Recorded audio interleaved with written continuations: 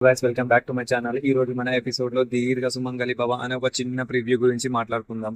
Husband ఇంకా wife secret discussion చేసుకుంటూ ఉంటారు. ఒక ఇంట్లో డబ్బులు జ్యువెలరీ గురించి. హస్బెండ్ యాక్సెప్ట్ చేస్తూ ఉంటాడు, అహల్య దొంగ కాదు, తను ఏమీ తప్పు చేయలేదు అని. ఆయన ఇంట్లో ఉన్న మనీ నగలు అన్ని కొట్టేసి అన్ని చెప్పినట్లు పర్సనల్ బిజినెస్ ఇన్వెస్ట్మెంట్ కోసం. ఎందుకు అంటే ఇంట్లో ఎవరు వాల్యూ ఇవ్వట్లేదు అని. ఆ డబ్బు ఇంట్లో పెట్టకుండా ఒక సేఫ్ బ్యాంకర్ లాకర్ లో దాచేశాడు అంట. సో ఎవరికి డౌట్ రాదు. ఇంట్లోకి వాళ్ళ బాబు వచ్చి ఒక పద్యం చెప్తూ ఉంటాడు. ఆ పైన వాడు అన్ని చూస్తూనే ఉంటాడు. పాపం పండిన రోజు నిజం బయటికి వస్తుంది అని. దానితో వాళ్ళ నాన్నకి ఫుల్ కోపం వచ్చి తిట్టి హాల్లోకి వెళ్ళి చదువుకో అని అరుస్తూ ఉంటాడు. వైఫ్ తో చెప్పినట్లు ఏదో మన కొడుకు కూడా మన శత్రువులా ఉన్నాడు, మన గుజ్జ బయట పెట్టే టాటూ ఉన్నాడు అని గౌతమ్ గురించి కూడా మాట్లాడుతూ ఉంటారు. గౌతమ్ ఇంజనీరింగ్ చెక్స్ పెట్టి అహల్యని వెతికి తీస్తాను అని అంటూ ఉంటాడు. యామిని గారు అహల్యని ఏమైనా చేసి ఉంటారు, ఈ పాటికి ఎక్కడో చదువు బ్రతకాలి అని చెప్తూ ఉంటారు.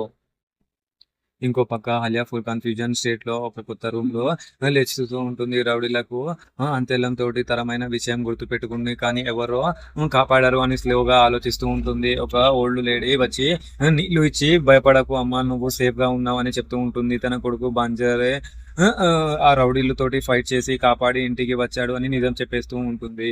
ఆ బెనర్జీని లోపలికి పిలుస్తూ ఉంటాడు ఆ ముసలమ్మ. మన నెక్స్ట్ ఎపిసోడ్ లో ఏం జరగబోతుందో, ఆ పర్సన్ ఎవరు ఉంటారో లేదో అనేది మన నెక్స్ట్ ఎపిసోడ్ లో చూద్దాం. Thank you.